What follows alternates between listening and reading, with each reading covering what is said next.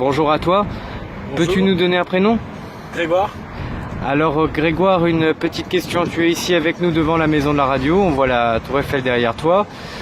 Pourrais-tu nous dire pourquoi tu manifestes ici et pas ailleurs?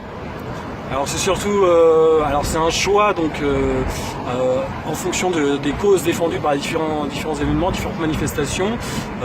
Moi j'ai l'impression que les autres manifestations s'expriment plutôt contre les conséquences plutôt que contre les causes, en protestant contre la privatisation, contre la libéralisation. C'est bien, mais je pense que ça va pas assez loin et puis c'est en train de devenir plus ou moins caduque parce que justement les hommes politiques qui nous gouvernent ont l'habitude justement de ces procédés-là, de manifestations, de Bastille, enfin voilà, c'est toujours pareil. Il y a de moins en moins de monde, j'ai l'impression aussi. Alors que là, ici, on défend plutôt les causes, on proteste plutôt contre les causes des problèmes actuels. Et une de ces causes, c'est le filtre médiatique. Et ce filtre médiatique, en fait, le problème, c'est que il cache plus ou moins certains sujets de société qui sont les causes des problèmes actuels. Il empêche, il tente, j'ai l'impression, plutôt d'influencer les gens que de les informer vraiment.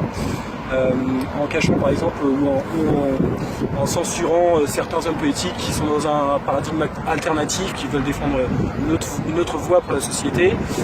Il y a certaines idées qui sont mises au banc systématiquement. On l'a vu lors des présidentielles avec les candidats qui passaient le moins à la télé, qui étaient qualifiés de petits candidats, qui étaient très souvent moqués par les médias, qui disaient que ça allait de soi, qu'ils ne seraient jamais élus. Alors on a vu que par exemple outre-Atlantique, c'est exactement l'inverse qui s'est passé. C'est aussi quelqu'un qui était moqué par les médias et qui au final est au pouvoir maintenant. Donc un autre problème avec les médias, c'est toujours ce filtre médiatique en fait. C'est le même problème. Donc c'est que y a certains sujets qui sont traités de façon, j'ai l'impression, biaisée. Par exemple, il y a différents dogmes, on va dire. Le dogme du progrès, tout ce qui est nouveau est forcément bon, tout ce qui est moderne est forcément positif. Il y a le dogme, bien sûr, un des plus criants en ce moment, le dogme de l'Union européenne, pour laquelle, en dehors de l'Union européenne, il n'y aurait aucune voie de secours, on va dire, aucun salut en dehors de l'Union européenne. On a vu les réactions avant et après le Brexit. Avant le Brexit, on disait mais ça ne sera jamais, c'est un truc d'extrémiste uniquement. Après le Brexit, on disait oh c'est pas légitime, de toute façon c'est que les vieux réacs pour voter ça, alors que même dans les chiffres c'est plutôt faux. Ensuite, à propos de la France, c'est pareil, hein, on nous dit qu'il faut surtout pas sortir, que ça serait la catastrophe, l'apocalypse, et que ça serait forcément pire, alors que moi je pense qu'actuellement on est déjà dans le pire, et si on continue sur cette voie-là, ça va être encore pire. Et donc voilà, et après il y a d'autres sujets, par exemple l'environnement. Les médias ont tendance à traiter l'environnement uniquement sous l'angle climatique. Donc c'est un sujet important, c'est sûr, qu'on critique ou pas le réchauffement climatique. Mais il n'y a pas que ça. Et il y a aussi la pollution, la diminution des ressources, et puis leur partage, bien sûr, surtout leur partage de ces ressources et des responsabilités des pollutions qui sont un peu diffuses, justement. Tout le monde un peu met de côté sa responsabilité et l'attribue à quelqu'un d'autre.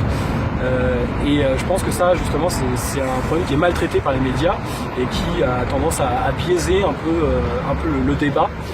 Par exemple, aujourd'hui, vous parlez à quelqu'un d'environnement, une des premières réponses, ça sera le climat. Alors qu'il n'y a pas que ça, et si on aborde les choses uniquement sous l'œil climatique,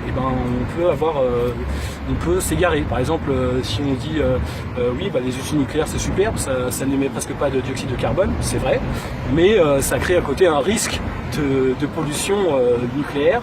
Ça crée aussi une certaine tension en termes d'approvisionnement en uranium. Ce n'est pas rien. C'est toute une gestion à avoir aussi en termes de risque par rapport au terrorisme, des choses comme ça. Le sujet n'est pas clos. Et le problème, c'est qu'avec les médias, en fait, on nous tord notre pensée. On fait de telle manière que les gens sont amenés à avoir des réflexions plus ou moins biaisées, j'ai l'impression, sur tous ces sujets-là. Et alors, qu'est-ce qui t'a sorti à ton sens du mainstream, on va dire, pour commencer à entrer dans une sphère d'information qui te permet de connaître on va dire des gens qui sont un peu dissidents par rapport à l'establishment politique, enfin de la pensée unique comme on dit? Alors, c'est assez difficile de remonter jusqu'à là. Il y a quand même quelques points d'étape, je pense, quelques marqueurs. Par exemple, le documentaire, moi, une des choses qui m'a accroché le plus, c'était le documentaire critique Loose Change à propos du 11 septembre, par exemple. Justement, ça m'a un peu fait changer un peu de rail par rapport à ce que je pensais avant ça. Je me disais, comme la majorité des gens, je me disais, le 11 septembre, c'est tout simple, hein, c'est des méchants islamistes qui ont attaqué les États-Unis et les États-Unis se défendent, c'est normal. Sauf que quand on pense un peu, c'est beaucoup plus compliqué que ça et il y a des choses qui ne sont pas si évidentes que ça, même au regard des faits. Il y a eu des grosses défaillances au niveau de la défense américaine qui ne s'expliquent assez peu. Donc voilà, ça c'est un des sujets par exemple. Puis qu'on voit le traitement médiatique, même aujourd'hui, toujours de ce sujet-là, on comprend très bien qu'il y a des sujets qui sont encore très tabous au sein des médias. Aujourd'hui, dès qu'on parle en septembre, tout de suite complotisme. Moi, par exemple, j'avance pas de théorie. Je dis pas c'est un tel qui a fait ça. Je dis la théorie officielle ne tient pas. Ce qui nous a raconté dans les médias, ça ne tient pas. C'est hautement critiquable. Donc voilà, ça c'est un des marqueurs. Il y a eu d'autres marqueurs lors des présidentielles, par exemple, quand j'ai vu comment traiter certains candidats. Par exemple, c'était en 2012, je crois, quand j'avais vu le débat sur LCP, Jacques Cheminade, quand Jacques Cheminade était invité sur LCP. Quand j'ai vu comment il a été traité, je me suis dit, il y a certains candidats qui sont clairement ciblés, ou en tout cas face auxquels les médias sont sur la défensive et veulent nous empêcher de les voir d'une manière neutre, voire positive, on n'en est même pas question. Donc il y a eu ça, il y en a d'autres, hein, puis il y a certains sujets qui restent tabous, l'appartenance à l'Union européenne, le progrès, je l'ai dit tout à l'heure, alors que c'est complètement... il y a beaucoup à réfléchir là-dessus. Hein. Tout à l'heure, tu disais que quand tu voyais par exemple Cheminade se faire littéralement insulter par les journalistes de populistes, ou sans doute tu as dû entendre quelques intellectuels ou auteurs qui parlaient du 11 septembre et en défonçant un petit peu la thèse officielle. Quand c'est eux qui se font maltraiter par la presse, tu as l'impression que quelque part c'est aussi toi à travers eux qui est maltraité par les journalistes, parce que... indirectement, oui, on insulte l'intelligence des gens, quoi. Et c'est un peu pareil avec le discours sur les fake news.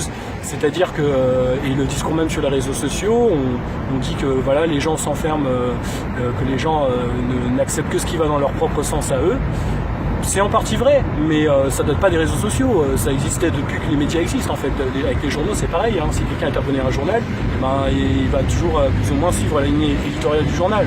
Donc, et après, quand on dit que les gens font pareil, même pire sur les réseaux sociaux, c'est un peu dénier aux gens tout recul, toute réflexion. On dit aux gens, non, vous êtes bêtes, vous êtes complotistes, et dès qu'un candidat gêne un peu, et tout de suite on l'associe à des idées nauséabondes, c'est le mot qui revient souvent, à des mots clés, les mots taser, antisémite revient quelquefois, voilà, c'est toujours un peu les mêmes procédés. Et je pense que c'est pas normal du tout, surtout dans un pays qui se dit pays des droits de l'homme, pays démocratique, qui vient faire la leçon internationale partout. Ça va pas, c'est pas normal. Pour terminer, un petit appel à ce que chacun se mobilise. Oui, venez nombreux, on a besoin de vous pour montrer qu'on est là, qu'on n'est pas d'accord, qu'on veut que ça cesse. La force, quand tout le monde est d'accord sur l'objectif, la force, ça fait le nombre. C'est pas le cas dans l'Union européenne où tout le monde n'est pas d'accord sur les mêmes objectifs. Voilà, venez D'autant qu'il n'y a pas de policiers aujourd'hui, on en profite. Voilà aussi. Merci beaucoup à toi, Grégoire. Merci.